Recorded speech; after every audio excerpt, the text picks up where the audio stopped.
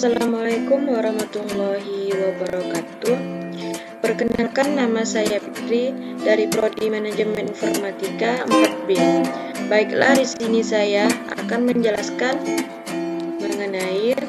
mengenal jaringan kampus.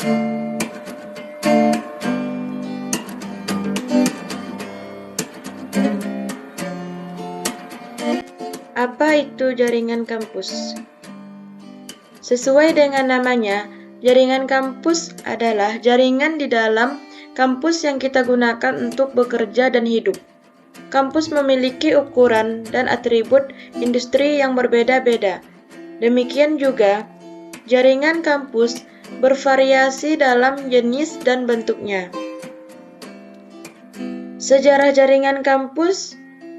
Asal mula jaringan kampus tidak ditandai dengan peristiwa zaman yang dikenal luas, tetapi mereka telah berkembang pesat dengan lahirnya Ethernet dan munculnya switch Ethernet. Selama beberapa dekade terakhir perkembangannya, jaringan kampus sebagian besar telah dibangun menggunakan Ethernet. Dengan switch Ethernet digunakan sebagai komponen inti jaringan tersebut. Aspek membangun jaringan kampus. Yang pertama, skala jaringan. Jaringan kampus dapat diklarifikasikan menjadi 3 jenis, yaitu jaringan kampus kecil, menengah, dan besar. Masing-masing berbeda dalam jumlah pengguna, terminal, atau elemen jaringan.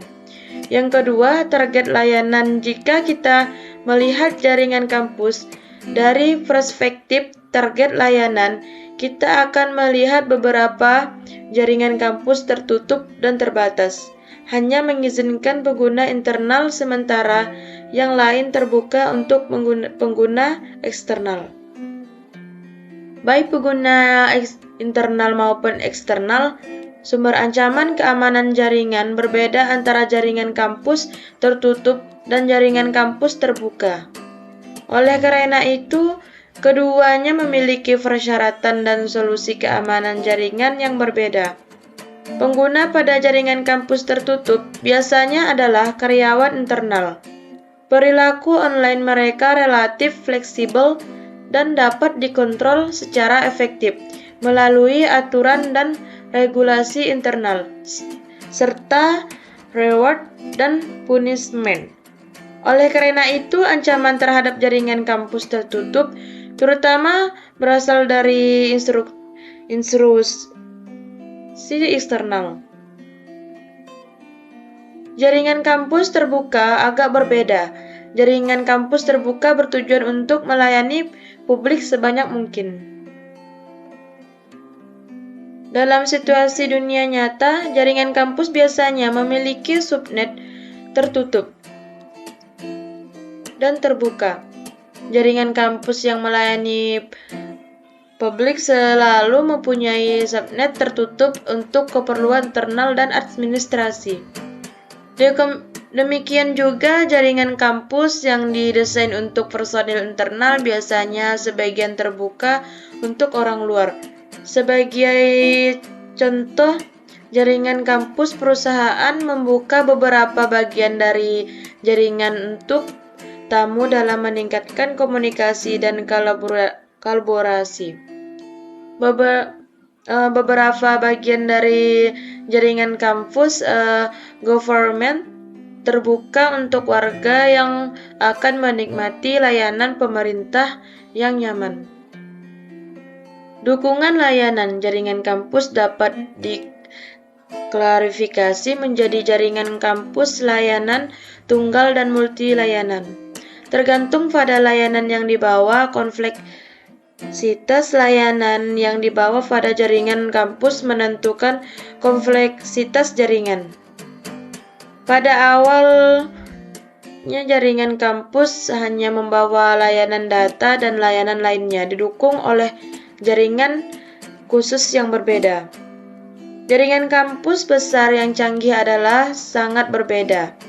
Biasanya melayani kampus besar yang independen, di mana berbagai layanan dasar seperti manajemen, pemadam kebakaran, pengawasan video, manajemen kendaraan, dan kontrol konsumsi energi. Jenis akses. Jaringan kampus mempunyai dua mode akses, yaitu kabel dan nirkabel. Sebagian besar jaringan kampus saat ini adalah hybrid antara kabel dan nirkabel. Jaringan kampus tradisional adalah jaringan kampus berkabel. Dari perspektif pengguna, setiap perangkat di jaringan kampus berkabel terhubung ke port Ethernet di dinding atau di desktop melalui kabel Ethernet. Koneksi ini biasanya tidak saling mempengaruhi. Dengan demikian, arsitektur jaringan kampus kabel biasanya terstruktur dan berlapis. Dengan logika yang jelas, manajemen sederhana, dan pemecahan masalah yang mudah. Jaringan kampus berkabel bagaimanapun sangat berbeda dari jaringan kampus kabel. Biasanya dibangun berdasarkan standar Wi-Fi, standar WLAN. Terminal WLAN terhubung ke akses VAN WLAN atau AP menggunakan protokol antarmuka udara seri IEEE 802.11. Penyebaran jaringan dan kualitas instalasi menentukan efek jangkauan jaringan. Jenis-jenis jaringan kampus. Yang pertama, jaringan kampus perusahaan. Sebuah jaringan kampus perusahaan mencakup cakupan terbesar dari semua jenis jaringan dan dapat disegmentasi lebih lanjut berdasarkan industri. Jaringan kampus perusahaan yang dijelaskan di sini mengacu pada jaringan kantor perusahaan yang dibangun berdasarkan perangkat switching Ethernet. Yang kedua, jaringan kampus pendidikan. Ada dua jenis jaringan kampus pendidikan, yaitu jaringan kampus pendidikan dasar atau sekunder dan pendidikan tinggi. Jaringan kampus pendidikan dasar atau sekunder ditujukan untuk sekolah dasar dan menengah dengan struktur dan fungsi jaringan internal mirip dengan jaringan kampus perusahaan.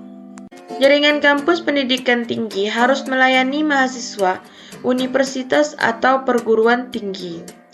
Dengan demikian lebih kompleks daripada jaringan kampus pendidikan dasar atau sekunder. Yang ketiga, jaringan kampus perintah. Jaringan internal lembaga pemerintahan adalah contoh yang baik dari jenis jaringan ini.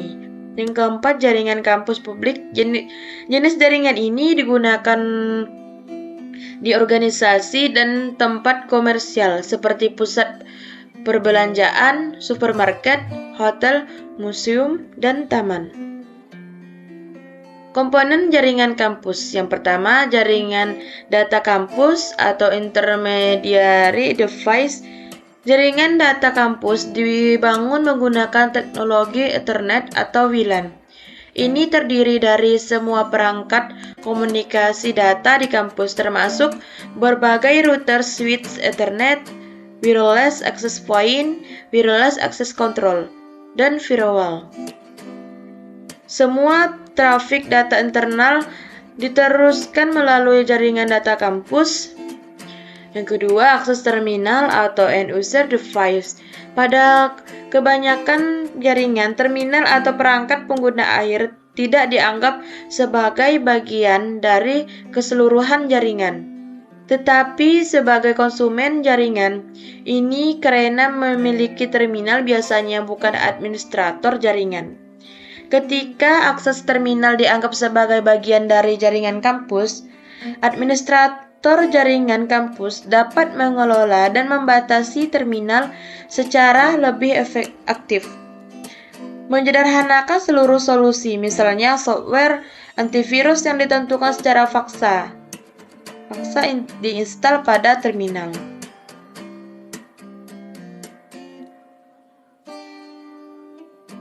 Yang ketiga, platform manajemen.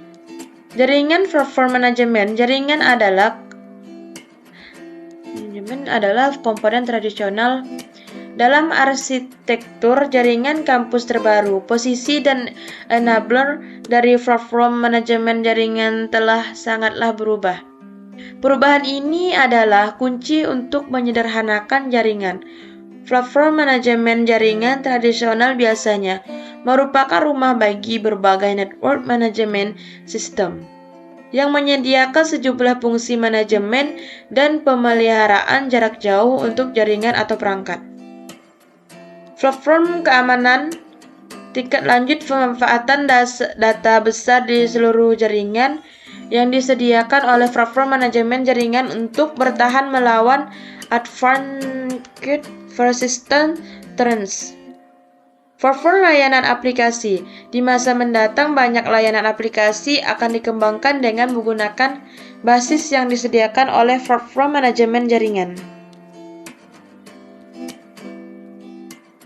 Sekian yang dapat saya sampaikan, kurang lebihnya saya mohon maaf. Saya akhiri. Wassalamualaikum warahmatullahi wabarakatuh.